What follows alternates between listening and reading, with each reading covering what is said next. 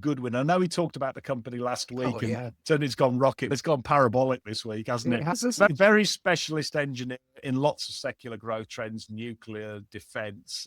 He's got also decontamination out in Sellafield as well. What would you do with the shares if you owned them at the moment?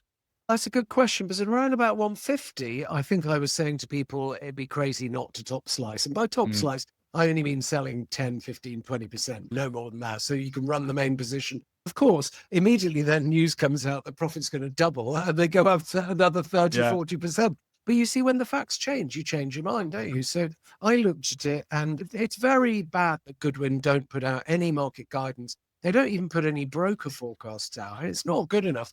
But I think when you produce a share price like that's splitting hairs, really, isn't it? No, it was a fantastic announcement. They basically said profit is going to, in the current year, is going to double, which I'm sure has delighted even the most passionate of bulls. And I just did some back of the envelope figures, and I think it means that the P, because the earnings are doubling, the P is only about 30. Which for a company that's doubled its profit and says that the outlook is for further growth, it's not outrageous.